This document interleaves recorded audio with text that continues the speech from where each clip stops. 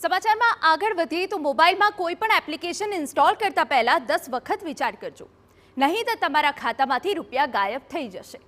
અમદાવાદની આનંદનગર પોલીસે આવી જ એક છેતરપિંડીનો પર્દાફાશ કર્યો, જે ઠગબાજ ગેંગ એપ્લિકેશન ઇન્સ્ટોલ કરાવીને બેંક ખાતામાંથી રૂપિયા સેરવી લેતી, જેને લઈ પોલીસે 4 આરોપીની ધરપકડ કરી છે અને મુખ્ય સૂત્રધાર કૌશલ ઠક્કર થાઈલેન્ડમાં હોવાના અહેવાલ છે।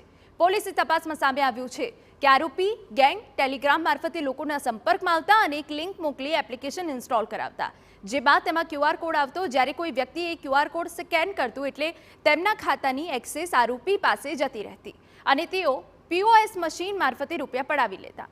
31 માર્ચે પણ એક વેપારી સાથે આ જ રીતે ઠગાઈ કરીને ક્રેડિટ કાર્ડમાંથી એક બાદ એક ટ્રાન્ઝેક્શન કરી રૂપિયા પડાવી લીધા હતા।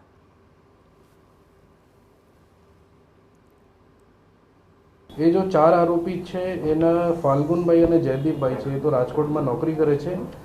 એ આપના આરોપી નંબર 1 ચિંતનભાઈ અને 2 મિનલભાઈને POS મશીન પ્રોવાઈડ કર્યા હતા અને આ POS મશીન જો છે એ ટેપ ટુ પે માં યુઝ થઈ હતી અને જો ચિંતનભાઈ છે અને મિનલભાઈ છે એના કામ હતા કે મોબાઈલમાં એપ્લિકેશન ડાઉનલોડ કરીને અને ત્યાર પછી QR કોડ સ્કેન કરીને અને ટેપ ટુ પેથી जो भोग बननार था एमने साथे फ्रॉड करीने एनी कामगीरी हती અને મિલનભાઈ ત્યાર પછી ATM થી ફટાફટ જઈને આ પૈસા વિથડ્રો કરીને જો પાંચો આરોપી છે કૌશલભાઈ જો જેની ધરપકડ અત્યારે બાકી છે એને આંગળિયા કે કેશ મારફતે મોકલતા હતા।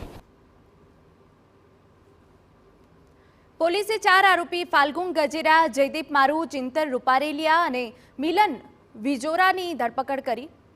ફાલ્ગુન અને જયદીપે મશીન લાવવામાં મદદ કરી તો ચિંતન અને મિલન લોકોને એપ્લિકેશન ઇન્સ્ટોલ કરાવવાનું કામ કરતા। ખાતામાં રૂપિયા આવ્યા બાદ વોન્ટેડ આરોપી કૌશલને આંગળિયા મારફતે મોકલી દેતા। અત્યાર સુધી આરોપીઓ 30 લાખ જેટલી રકમની છેતરપિંડી કરી ચૂક્યા છે। આ સમગ્ર મામલે પોલીસે 4 આરોપી સામે કાર્યવાહી હાથ ધરી છે અને મુખ્ય સૂત્રધારની શોધખોળ હાથ ધરી છે।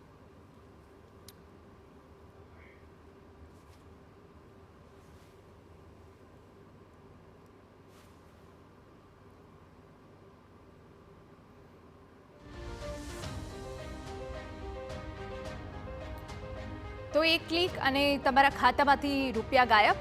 ઠગબાજો તમારા બેંકની વિગતો મેળવી લેશે, ક્રેડિટ ડેબિટ કાર્ડની વિગતો પણ મેળવી લેશે। કોઈ પણ એપ્લિકેશન ડાઉનલોડ કરતા પહેલા સાવધ રહેજો।